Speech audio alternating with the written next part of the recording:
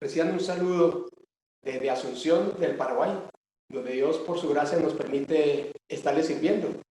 Bueno, les comento un poco de mi vida. Soy colombiano, nacido en Medellín, y bueno, qué oportunidad tan linda que Dios nos dé a través de la vida de Diego y de su esposa, poder tener este tiempo con ustedes ahí en nuestra patria chica, en Antioquia, ahí específicamente en Apartadó. Decirles Dios les bendiga.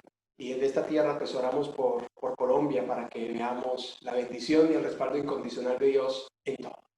Es una nueva oportunidad que Dios nos da en estos tiempos de crisis de poder estar conectados y poder ser mutuamente edificados. Yo sé que Dios tiene grandes cosas para nuestras vidas. Él es un Dios poderoso, un Dios hacedor de maravillas, un Dios hacedor de milagros. Bueno, quiero compartir esta noche con ustedes una enseñanza que yo sé que es conocida para ustedes. Vamos a utilizar algunos pasajes de la Escritura y poder entender lo que Dios tiene para nuestro corazón. Quiero utilizar pues, la tecnología y hacerlo un poquito más, digamos, cercano a todos para poder, repito, como comentaba, poder realmente ser edificados y enseñados por el Señor. He llamado el tema el testigo veraz, basado en ese pasaje que encontramos allí. El testigo veraz salva vidas, el falso pregona mentiras. El testigo veraz salva vidas. Y es el anhelo del corazón de Dios para nosotros, que salvemos vidas. Testigos nos ha llamado el Señor para hacer de Él sobre la faz de la tierra, en cada uno de los rincones y las naciones del mundo. Recordar Hechos capítulo 1, versículo 8, que dice: sin embargo, cuando el Espíritu Santo descienda sobre ustedes, recibirán poder para ser mis testigos, no solo en Jerusalén, sino también en Judea, en Samaria y hasta lo último de la tierra. Sabemos que este pasaje tiene un cumplimiento pleno en Hechos de los Apóstoles. Ellos comenzaron la labor en Jerusalén, luego Samaria, Judea, Samaria, y llegaron hasta lo último de la tierra. Y en cierta manera también a nosotros Dios en miniatura, por decirlo así, nos ha permitido también experimentar esto. Nosotros comenzamos nuestra labor ministerial en Medellín, de ahí en su soberanía. Yo estuve también en Pasto, luego con mi esposa en Medellín de nuevo, pasamos a Barranquilla, Bogotá. Nos permitió estar en nuestra patria chica en diferentes lugares. También estuvimos coordinando la labor de misionera desde Medellín, allí en Apartadó y en toda Antioquia.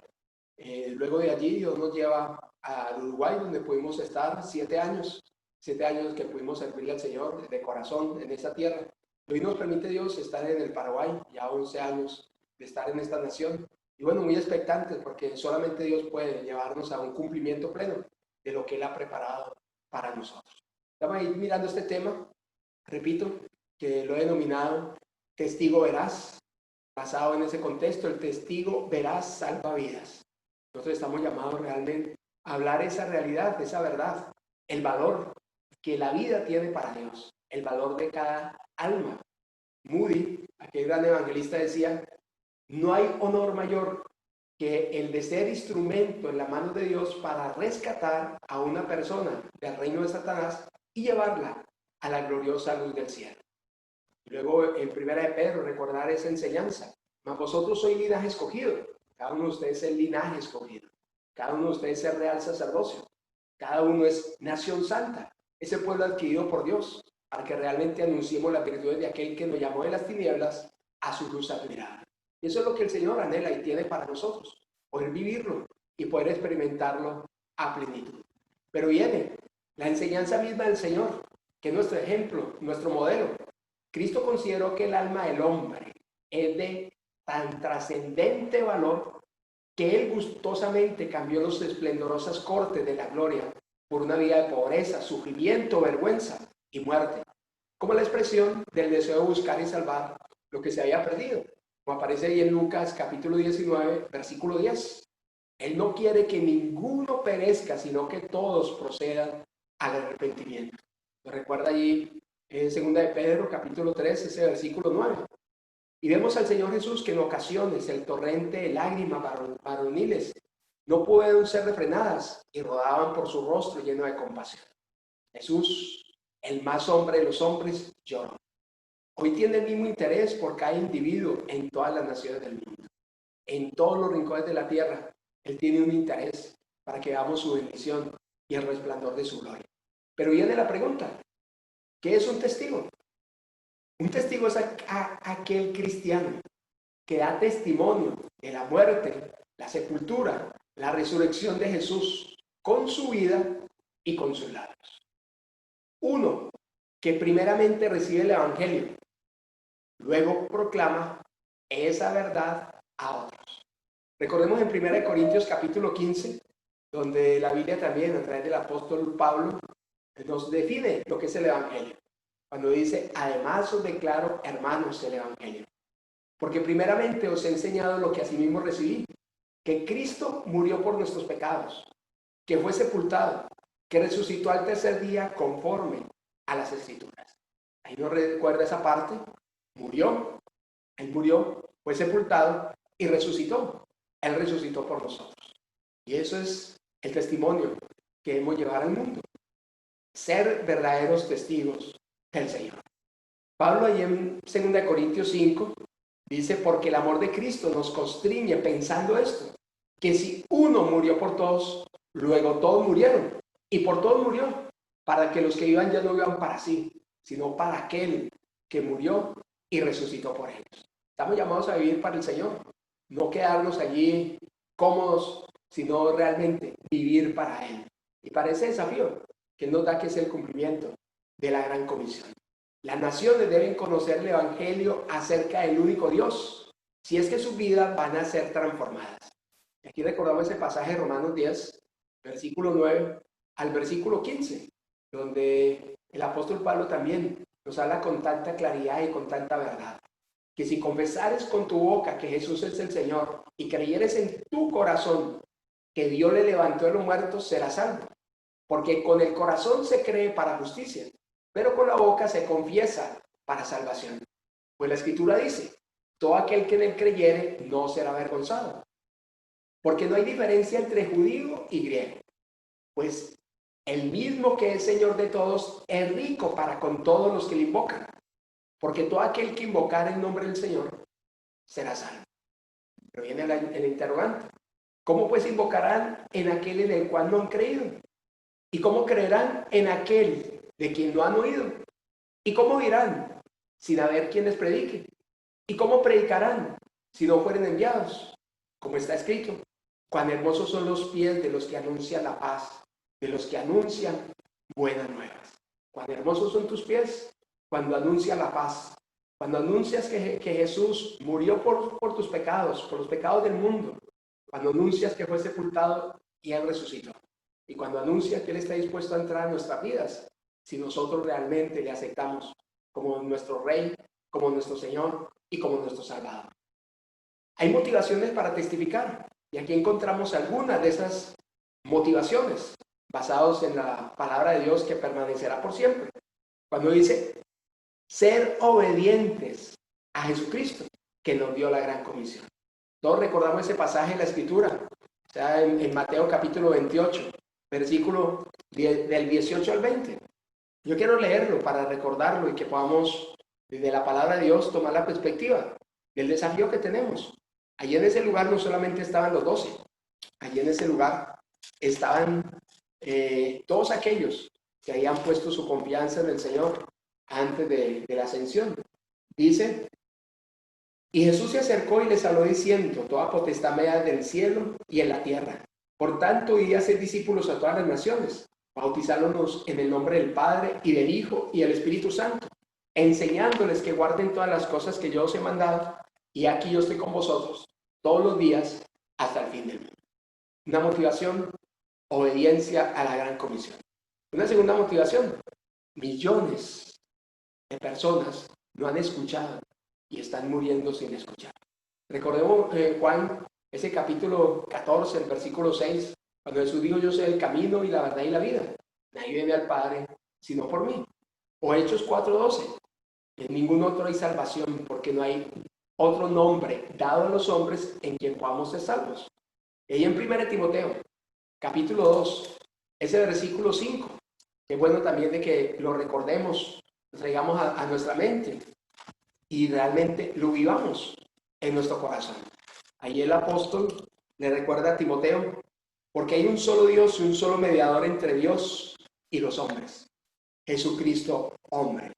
Un solo mediador entre Dios y los hombres, Jesucristo. La gente tiene hambre de Dios. Y ese es el tercer aspecto. La gente tiene hambre de Dios. En Mateo 9 recordemos la compasión del Señor, cuando Él mismo lo afirma en ese contexto, allí con sus discípulos, y le dice a ellos que oren. Dice, al ver la multitud tuvo compasión de ellas, porque estaban desamparadas y dispersas como ovejas que no tienen pasto. Entonces dijo a sus discípulos, a la verdad la mies es mucha, mas los obreros pocos. Rogad pues al Señor de la mies que envíe obreros a la mies. Y ahí recordamos también en Juan 4:35, que a nosotros nos parece que todavía falta mucho tiempo. El Señor dice en ese contexto, pensamos que faltan meses para la cosecha, pero Él lo afirma en ese pasaje, repito, de Juan 4, versículo 35. ¿No decís vosotros, aún faltan 4 meses para que llegue la siega? He aquí os digo, alzad vuestros ojos y mirad los campos, porque ya están blancos para la siega. Los campos están blancos para la siega. Un cuarto aspecto lo encontramos allí en el Antiguo Testamento, en el Salmo 126. Y es bueno traer a memoria también el Antiguo Testamento, que nos habla de que Dios es el mismo. Dios ha permanecido y sigue amando el mundo. En ese Salmo, versículo 6, dice, irá andando y llorando el que lleva la preciosa semilla, mas volverá a venir con regocijo trayendo las gavillas. O sea, hay que salir con el mensaje y vamos a llevar fruto. Proverbios también, allí también en el contexto del Antiguo Testamento, y podemos mencionar a Isaías, Jeremías, etc. Pero miremos ese pasaje con el cual comenzamos. En otra versión dice, el testigo verdadero libra las almas, mas el engañoso hablará mentiras. El testigo veraz salva vidas. Y allí también, en Proverbios 11:30, leo la parte B, el que gana almas es sabio. El ganar almas es sabio. Y recordemos que el Espíritu Santo es quien nos ayuda en esa labor. O sea, realmente el que gana las almas es labor del Espíritu Santo.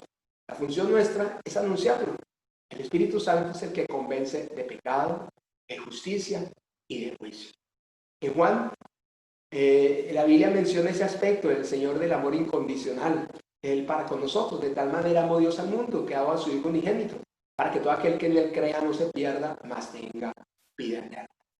Lucas capítulo 19, versículo 10, porque el Hijo del Hombre vino a buscar y a salvar lo que se había perdido. Y en Hebreos, en ese capítulo 3, en el versículo 8, nos recuerda que Jesucristo es el mismo ayer, hoy y por los siglos. O sea, Él será el mismo, sigue siendo el mismo. Él es el mismo ayer, hoy y por los siglos. Recordemos la iglesia primitiva. Ella testificó y el Señor aumentó la cosecha.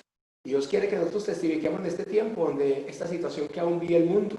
Porque cada cristiano debe, primero, ser un testigo. Y segundo, producir frutos. Algunos versículos, por lo tanto, hoy día ser discípulos. Ya lo mencionábamos a todas las naciones. Nosotros estamos llamados a ser testigos. Por tanto, id, es una orden. Y hacer discípulos a todas las naciones. Y luego en 2 Timoteo, el apóstol le recuerda a su discípulo, pero tú sé sobrio en todo, soporta las aflicciones, haz obra de evangelista, cumple tu ministerio. Y ese es el desafío, que también nosotros hagamos obra de evangelista. El cristiano también debe producir fruto. Hermanos míos, habéis muerto, para que seáis de otro, del que resucitó de los muertos, a fin de que llevéis fruto para Dios. Somos de otro, del que resucitó de los muertos, del que tiene vida eterna, a fin de que llevemos fruto, pero fruto para Dios.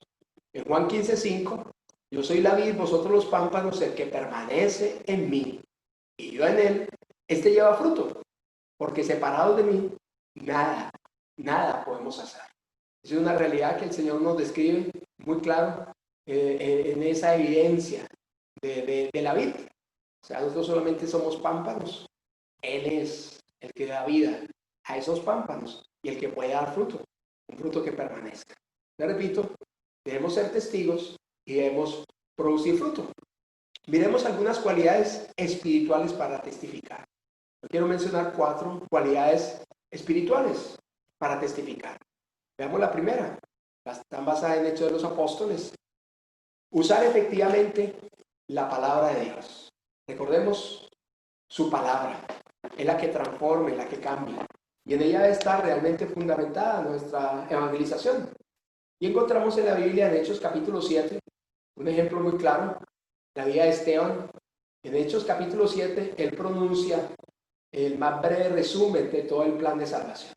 Ese resumen comienza con Abraham y termina con nuestro Señor Jesucristo. O sea, es la forma como él, de una forma tan clara y tan concisa, habla de todo el plan de salvación.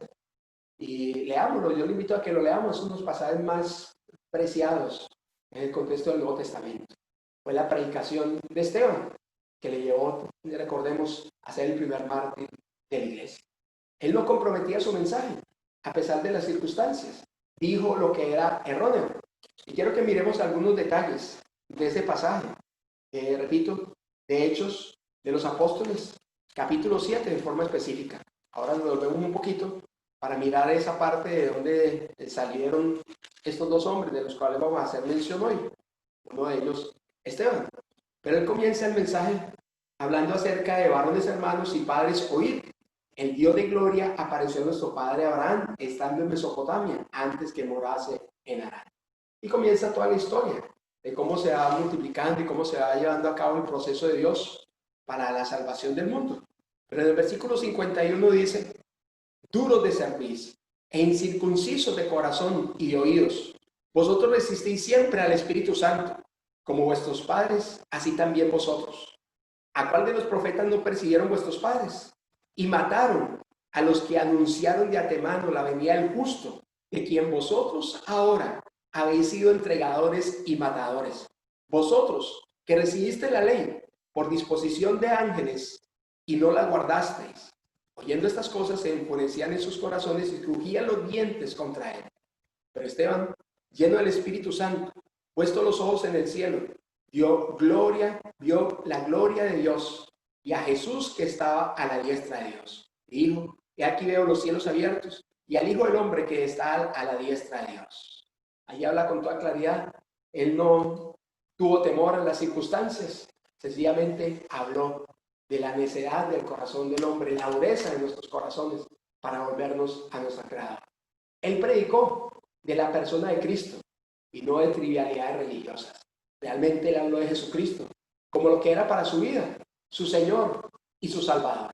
La presentación de la persona de Cristo siempre produce reacción de parte de los oyentes. En este caso, se manifestó rechazo y enojo, dando como resultado la muerte de Esteban. Y terminamos de leer ese pasaje. Dice, entonces ellos dando grandes voces, se taparon los oídos y arremetieron contra él.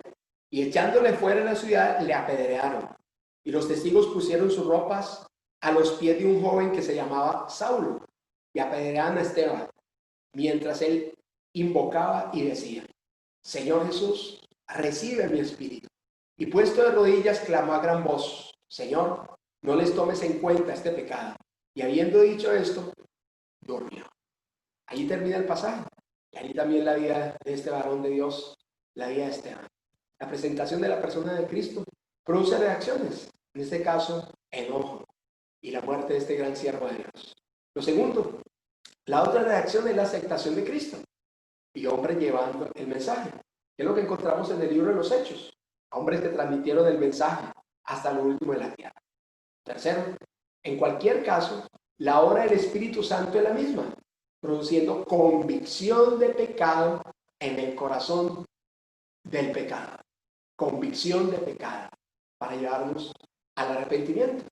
Esto es lo que ocurrió con este varón de Dios, pero basado, repito, en la palabra de Dios. O sea, nosotros tenemos también, repito, como comentamos este primer punto, usar efectivamente la palabra de Dios. Lo segundo, la oración. La oración es el lugar donde realmente las personas son ganadas para Cristo. El trabajo que nosotros podemos hacer, si podemos decirlo así, es recoger el fruto. cuando hemos sembrado en oración. Hechos 4, 29 al 31 menciona: y ahora, Señor, mira sus amenazas y concede a tus siervos que con denuedo en tu palabra, mientras extiendes tu mano para que se hagan sanidades y señales y prodigios mediante el nombre de tu santo Hijo Jesús. Cuando habían orado, el lugar en que estaban congregados tembló, y todos fueron llenos del Espíritu Santo y hablaban con denuedo la palabra de Dios. El resultado, ahí mismo en Hechos 4, versículo 33, y con gran poder los apóstoles daban testimonio de la resurrección del Señor Jesús, y abundante gracia era sobre todos ellos. Y Hechos 5:14, y los que creían en el Señor aumentaban más, gran número así de hombres como de mujeres. Ahí encontramos los resultados. Cuando nosotros sembramos en oración, vamos a recoger fruto. Esa es la realidad. La palabra de Dios, la oración, son fundamentales para nosotros ser testigos eficaces, testigos veraces. Lo tercero, el Espíritu Santo. El Espíritu Santo nos da el valor y el testimonio, y de él vienen los resultados. La frase que utilizamos: hablemos de Cristo en el poder del Espíritu Santo, dejándole los resultados a Dios. Los resultados son del Señor.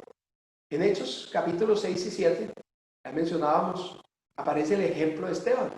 Si nosotros miramos Hechos capítulo 6, encontramos quién era Esteban. Dice, habla de que la congregación crecía. Entonces los 12 convocaron a la multitud de los discípulos y dijeron: no es justo que dejemos la palabra de Dios para servir a las mesas. Habla de que había murmuración entre los discípulos de los hebreos y los griegos, de que las viudas de los griegos eran desatendidas en la distribución de los alimentos. Y los discípulos, los apóstoles, dicen: buscad pues, hermanos, entre vosotros a 7 varones de buen testimonio, llenos del Espíritu Santo y de sabiduría, a quienes encarguemos de este trabajo. Y nosotros persistiremos en la oración y en el ministerio de la palabra. Agradó a la multitud y eligieron a Esteban, varón lleno de fe y el Espíritu Santo, a Felipe, a Prócoro, a Nicanor, a Timón, a Parmenas, a Nicolás prosélito de Antioquía, a los cuales presentaron ante los apóstoles, quienes orando les impusieron la mano. Y crecía la palabra del Señor, y el número de los discípulos se multiplicaba grandemente en Jerusalén. También muchos de los sacerdotes obedecían a la fe. Aquí encontramos el comienzo de la vida de Esteban, como también el comienzo de otro personaje que vamos a mencionar hoy, que es Felipe. Ambos eran dos, lo podríamos llamar en nuestro lenguaje, dos diáconos, dos miembros de célula madre, que sencillamente servían. Aquí hablan, servían a las mesas. O sea, podemos decirlo en nuestro contexto, ese trabajo social que a veces hacemos para también aportar en el cumplimiento de la gran comisión, aportando, ayudando, dando.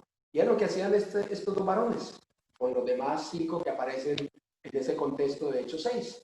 Pero Esteban vivió con un doble propósito, y lo encontramos en ese mismo pasaje. Esteban, versículo 8, lleno de gracia y de poder, hacía grandes prodigios y señales entre el pueblo. Entonces se levantaron unos de la sinagoga llamada de los libertos, que continúa, disputaban con Esteban, pero no podía resistir la sabiduría y el espíritu con que hablaba.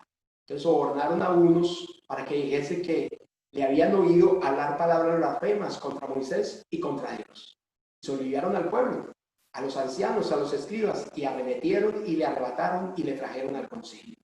Y pusieron testigos falsos que decían: este hombre no cesa de hablar palabras blasfemas contra este santo lugar y contra la ley. Pues le hemos oído decir que ese Jesús de Nazaret destruirá este lugar y cambiará las costumbres que nos dio Moisés. Entonces todos los que estaban sentados en el concilio, al fijar los ojos en él, vieron su rostro como el rostro de un ángel. Versículo 7. El sumo sacerdote dijo entonces: ¿es esto así? Y él dijo: varones, hermanos y padres, oíd. Ahí comienza ese mensaje del cual habíamos mencionado en el capítulo 7. Pero vemos que vivió con un doble propósito, Esteban. Primero, su deseo de testificar, presentar a Cristo como lo que Él es.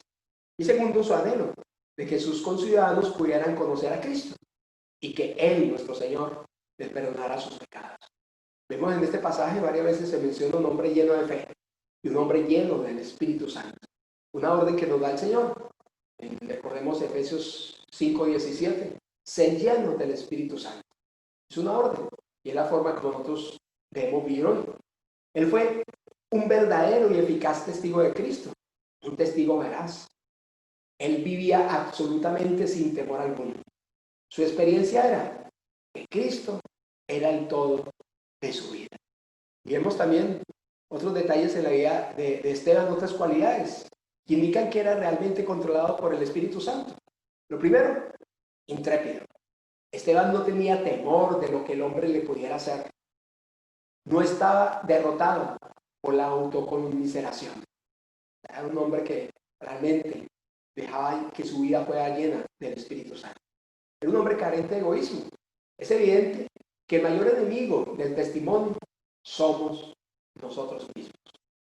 El ego impide que el Salvador sea conocido a través de nuestras vidas.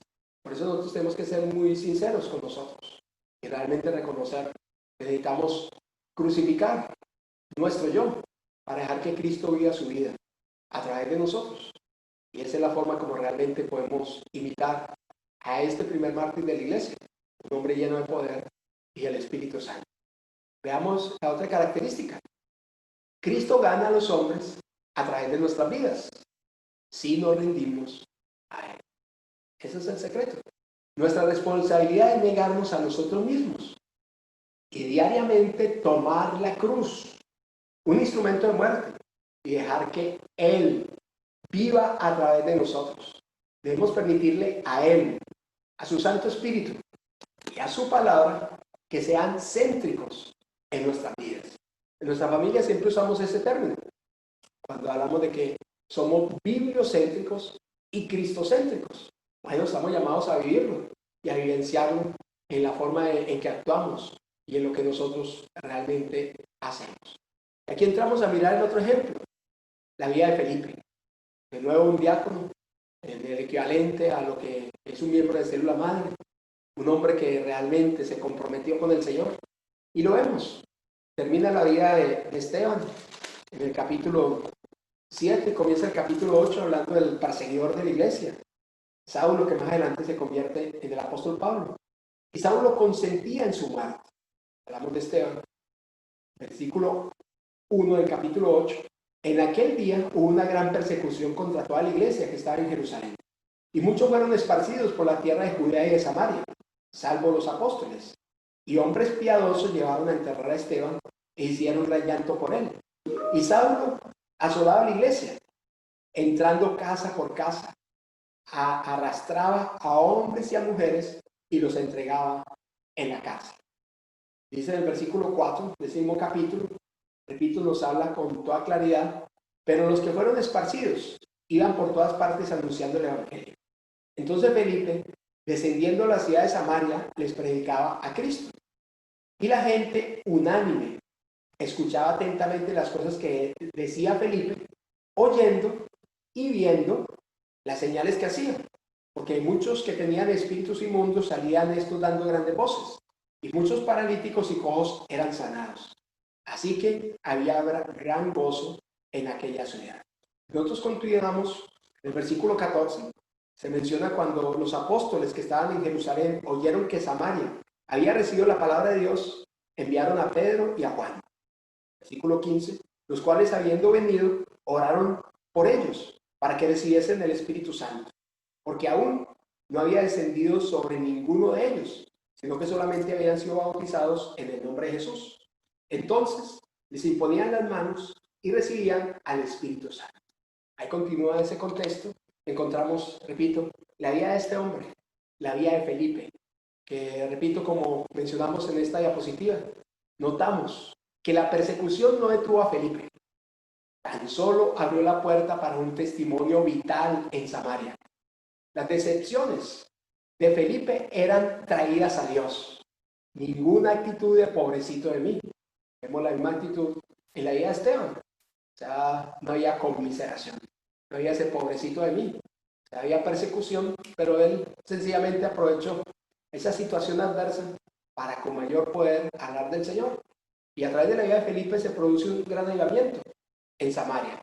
Dios había hecho obra grande a través de la vida de Felipe. Un avivamiento se había producido allí, a tal punto que fueron enviados, en este caso, como menciona ese contexto, Pedro y Juan, para que acompañaran ese avivamiento en Samaria. Pero llama la atención, en ese contexto, terminando el versículo 25 de esa primera parte, ellos habiendo testificado y hablando la palabra de Dios, volvieron a Jerusalén. Y en muchas poblaciones de los samaritanos anunciaban el evangelio. Hablamos de Pedro y de Juan. Pero luego el versículo 26, un ángel del Señor habló a Felipe diciendo, levántate, ve hacia el sur, por el camino que desciende de Jerusalén a Gaza, el cual es desierto. Entonces él se levantó y se fue. Y sucedió que un etíope, eunuco, funcionario de Candace, la reina de los etíopes, el cual estaba sobre todos sus tesoros, había venido a Jerusalén para adorar. Y volvía sentado en su carro y leyendo el profeta Isaías. Y el Espíritu dijo a Felipe, acércate y júntate a ese carro. Acudiendo Felipe, le oyó que leía al profeta Isaías y dijo, pero entiende lo que lees. Y le dijo, ¿y cómo podré si alguno no me enseñara? Y rogó a Felipe que subiera y se sentara con él. Él continúa la obra tan extraordinaria que Dios hace y encontramos, Dios había hecho aparecer un ángel mientras él oraba y le mandó a Felipe que dejara un avivamiento en Samaria y fuera al desierto. O sea, es como ilógico. O sea, dejar, digamos, en el caso del Señor Jesús, la parábola de las 99 ovejas, ir a buscar aquella ovejita a la cual el Señor le llevaba. Él no sabía para dónde iba, pero era humilde y obediente. Y se dejó guiar por el Señor y se fue hacia el desierto. En ese contexto, al final de ese pasaje, encontramos la transformación. Quiero leerlo para mirarlo hasta el final. Versículo 34, después de que lee el pasaje que estaba leyendo acerca de Isaías, el pasaje de la escritura que leía era este: como oveja a la muerte fue llevado, como cordero mudo delante de lo que lo trasquila, así lo abrió su boca. Pregunta el eunuco, respondiendo el eunuco dijo a Felipe, de nuevo que me digas, ¿de quién dice el profeta esto? ¿De sí mismo o de algún otro? Entonces Felipe, abriendo su boca y comenzando desde esta escritura, le anunció el evangelio de Jesús. Y yendo por el camino llegaron a cierta agua. Y dijo el eunuco, aquí hay agua. ¿Qué impide que yo sea bautizado? Felipe dijo, si crees de todo corazón, bien puedes. Respondiendo dijo, creo que Jesucristo es el Hijo de Dios. Repito, creo que Jesucristo es el Hijo de Dios. Y manda parar el carro, descendieron ambos al agua, Felipe el eunuco, y le bautizó. Cuando subieron del agua, el Espíritu Santo arrebató, el Espíritu del Señor arrebató a Felipe, y el eunuco no le vio más, y siguió gozoso su camino. Pero Felipe se encontró en Azoto, y pasando anunciaba el Evangelio por todas las ciudades hasta que llegó a Cesarea. Aparece la conversión de este hombre, de este eunuco. No sabemos cuántas horas estuvo Felipe con el eunuco, pero lo que sí está claro en este contexto es que le mostró con claridad el Evangelio. Y me atrevo a decir, le dio una cita de edificación de tal manera que este hombre entendió los principios que debía vivir por el resto de su vida y lo vivió. Y la historia habla de que en Etiopía una iglesia cristiana fuerte, fortalecida, seguramente producto de la labor de este hombre, que se convirtió en un misionero en África, llevando el Evangelio del Señor. Pero ¿qué pasó con Felipe? El Espíritu de Dios lo llevó a Azoto. O sea, hay un arrebatamiento, por decirlo así, aparece en otro lugar, después de que bautizó al eunuco. Felipe realmente era un hombre clave de Dios. Dios lo usó. Dios confió en él porque él era un hombre confiable. Él era un hombre obediente. Y seamos obedientes. Tengo que reconocer que muchas veces he sido desobediente a veces. Cuando Dios me ordena algo, sobre todo en este contexto de lo que tiene que ver, repito, con el ganar a otras almas para el Señor. Algunas preguntas para reflexionar. La primera, ¿por qué estaba el etíope receptivo al Evangelio? Estaba leyendo la palabra de Dios en Isaías 53. La palabra de Dios es el único medio efectivo para abrir la mente y los corazones de las personas al Evangelio. Es una de las razones por las cuales nuestras reuniones, las reuniones del río, la oportunidad de que otros vengan, escuchen la palabra de Dios y, como dice, la mente sea abierta y el corazón realmente sea impactado por el Evangelio. Otras preguntas. ¿Qué eventos sobrenaturales indican que Dios se gozó en usar a Felipe? Lo veíamos, la manera milagrosa en que el Espíritu Santo transportó a Felipe de un lugar a otro. ¿Qué indica que Felipe testificó donde quiera que iba? En Hechos 8:40 lo leíamos. Declara que cuando Felipe fue llevado por el Espíritu Santo a Azoto y de allí a través de todas las ciudades de la planicie, él predicó en todas las ciudades hasta que regresó a Cesarea.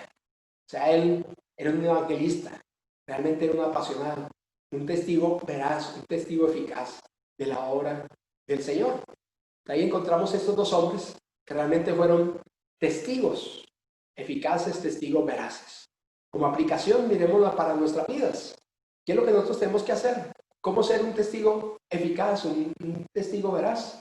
Lo primero, preparémonos. Recordemos primera de Pedro, capítulo 3, el versículo 15, donde el apóstol nos recuerda algo que es fundamental para todo cristiano. Lo leo. Si no, santificad a Dios el Señor en vuestros corazones y estad siempre preparados para presentar defensa con mansedumbre y reverencia ante todo aquel que mande razón de la esperanza que hay en vosotros. Estemos preparados para presentar al Evangelio o defensa, como dice este pasaje. Está preparado para presentar defensa con mansedumbre y reverencia. En esa situación que vivimos de crisis, muchos se preguntan por qué vivimos esta situación adversa. Pero cuando miramos, sí, ha sido un tiempo difícil para el mundo entero. Pero si nosotros miramos años atrás, o sea, de 1930 más o menos, donde hubo la Primera Guerra Mundial, luego años después se levanta la Segunda Guerra Mundial, donde hubo también una epidemia de la gripe española, que sumando esas dos guerras y esa gripe mataron más de 200 millones de personas en el mundo. O sea, realmente lo que hoy vivimos, sí, no es fácil, pero es realmente entender que ha habido tiempos peores en la historia.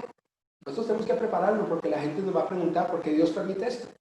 Tenemos que estar preparados para presentar defensa con mansedumbre y reverencia ante todo aquel que mande razón de la esperanza que hay en nosotros.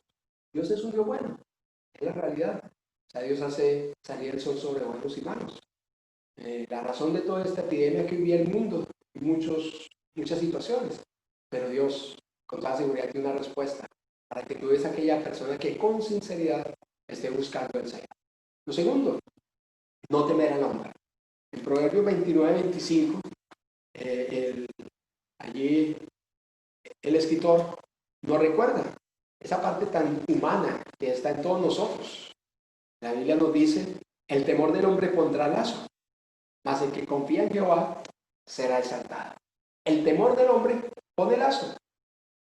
Esa es la realidad. Pero el que confía en el Señor, dice bien claro, será exaltado. Confiemos en el Señor, que Él nos sacará victoriosos en estas situaciones.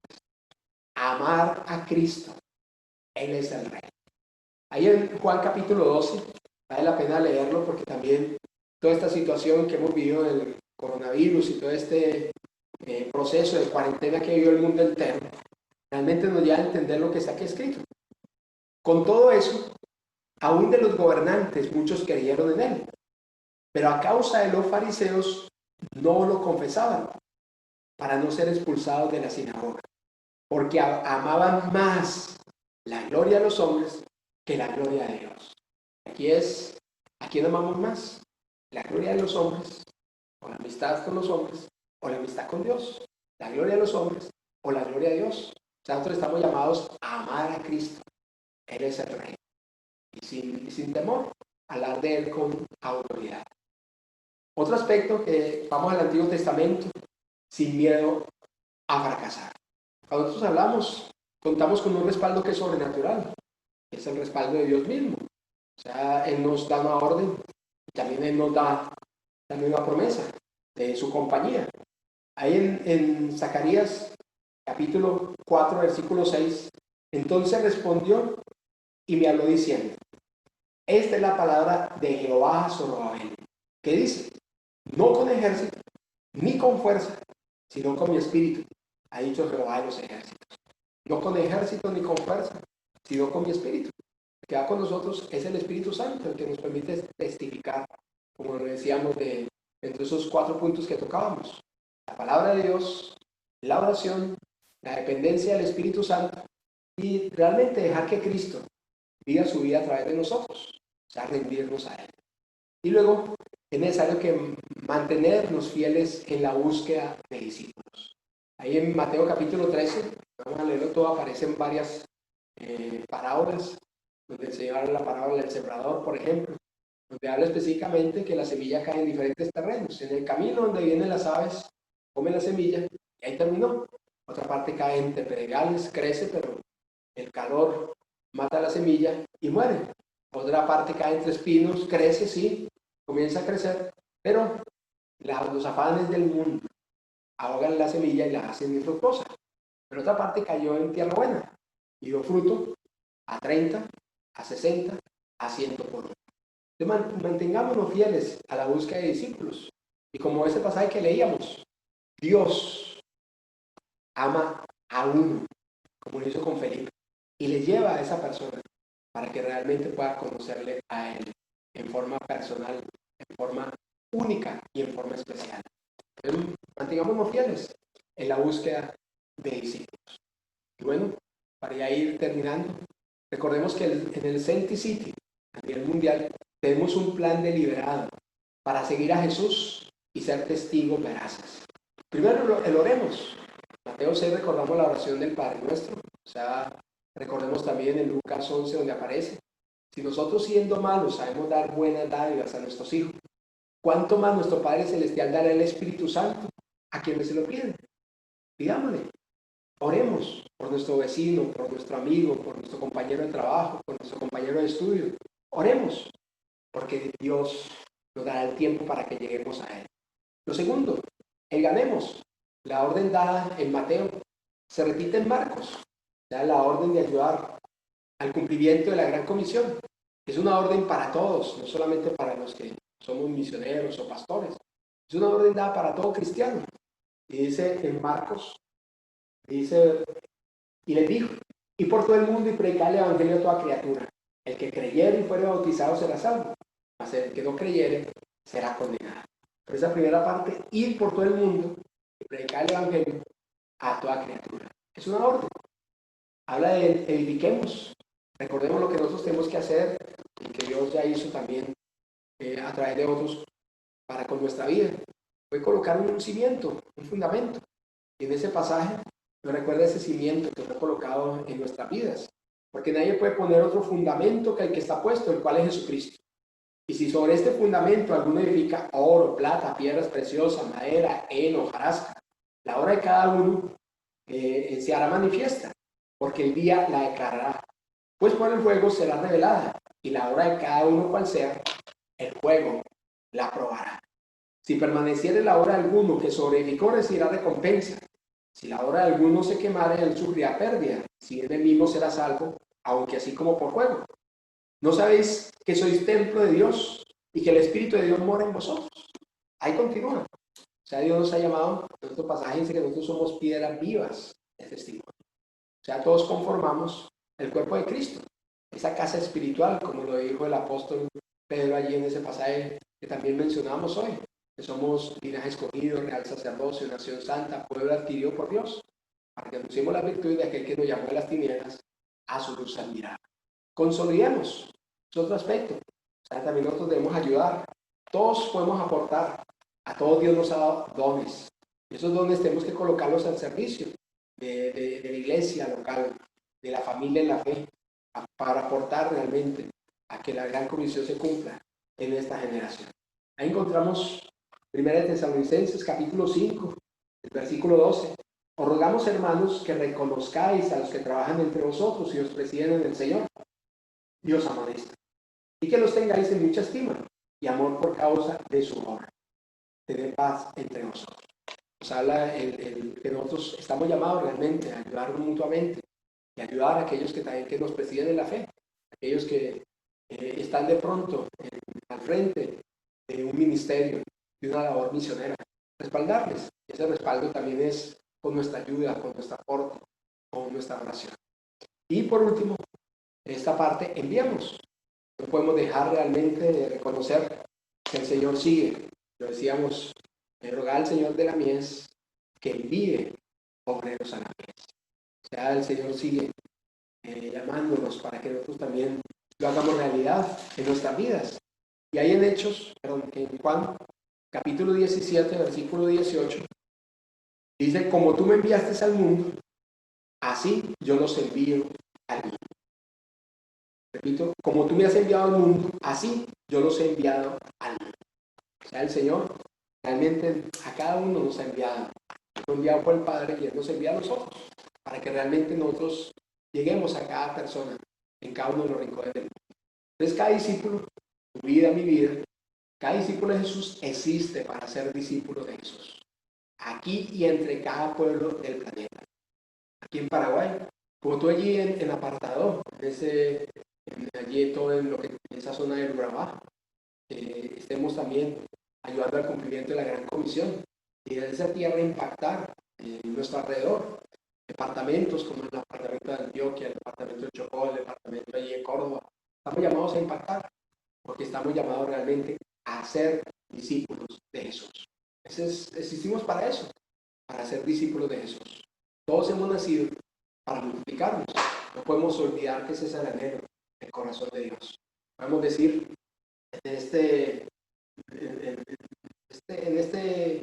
en la iglesia donde estamos, realmente todos somos tripulación, o sea, no hay pasajeros.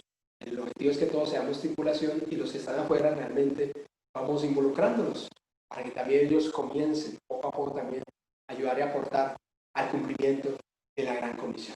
Bueno, quiero invitarles para que terminemos en oración, dándole gracias al Señor por cada una de sus vidas, sus familias, sus ministerios, el obrar del Señor en esa forma tan extraordinaria, en esa hermosa nación, en esa tierra, en especial allí en el apartado, en el Urabá, Antioquia. Bendito Padre Celestial, darte muchas gracias por este tiempo que tú nos permites compartir aún a la distancia, Señor. Poder, oh Dios de los cielos, ser mutuamente edificados. Gracias porque, oh Dios, yo sé que allí hay hijos e hijas tuyas que oran por el mundo, Señor. Que oran, oh Dios, para que la gran comisión se cumpla en esta generación. La orden fue dada y esa orden, oh Dios, seguirá hasta el final, hasta lo último de la tierra. Tú quieres, oh Dios de los cielos, que cumplamos, Señor, el propósito por el cual fuimos puestos sobre la faz de la tierra y el propósito por el cual el Espíritu Santo vino sobre nuestras vidas. Recibiréis poder cuando haya venido sobre nosotros el Espíritu Santo y me seréis testigos en Jerusalén, Judea y Samaria, hasta lo último de la tierra. Padre, oh Dios, Dios desde este lugar, de esta nación, oh Dios, desde Asunción, poder llegar, oh Dios, a todo el país. Padre, oh Dios, estamos en parte del país. Padre, pero aún nos falta mucho por conquistar, bendito Señor. Igual, oh Dios, la obra tuya en cada rincón donde está la familia Senti City.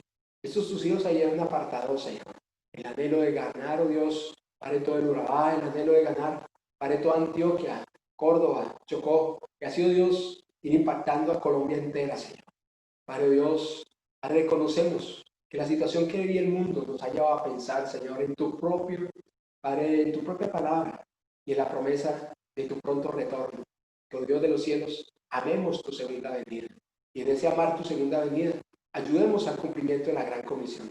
Que hablemos, oh Dios. Padre, pronto, oh Dios, como una discípula estos días nos contaba, María no puede salir por razones obvias más su edad, pero allí, oh Dios, todos los que llegan a su casa, ella los está evangelizando, Señor. Padre, está llevando a que ellos puedan conocerte como Señor y Salvador. Padre, predicando y anunciando tu santo y tu bendito nombre. Este encierro no lo ha encerrado, Señor. Al contrario, he abierto otra forma de poder llevar tu mensaje. Igual a nosotros, estos medios, Padre, tú nos has abierto puertas para que tu mensaje corra hasta lo último de la tierra, Señor. Muchas gracias por bendecir, oh Dios, para la vida de tu hijo, Diego Velasco, la vida de su esposa. Padre, oh Dios, bendice sus hijos, Señor. Padre, suple de ellos lo que pueda faltar conforme a tu riqueza, Señor. Que sea tu fuerza y tu fortaleza sobre sus vidas. Que sea, oh Dios, Padre, la presencia tuya sobre el equipo, Padre, de Paulinos, que allí les colaboran, Señor. Padre, haciendo, oh Dios, la labor, Padre, la gran comisión, sirviendo, Señor, como lo hicieron, oh Dios, Esteban y Felipe, para que ellos sean esos testigos veraces, esos testigos eficaces. Oh Dios, conociendo tu palabra, siendo llenos del Espíritu Santo. Padre, orando, bendito Señor. Padre, permita que seas tú el que, oh Dios, Padre, dirija sus vidas para que den testimonio donde quiera que estén y donde quiera que vayan. Hoy te pido tu bendición, Padre, sobre Colombia. Tu bendición, oh Dios, sobre el departamento de Antioquia. Tu bendición de manera especial sobre, oh Dios, Apartador. Y todo, Dios, Padre, todas las ciudades. Ay, oh Dios, Padre, del Urabá antioqueño. Padre, te pedimos tu bendición, Padre, sobre tus hijos y guárdales, úngeles y bendíceles. Y que la gloria tuya sea con poder sobre sus vidas y sobre sus corazones. En aquel que es nuestro Rey, nuestro Señor y nuestro Salvador. En Cristo Jesús. Amén.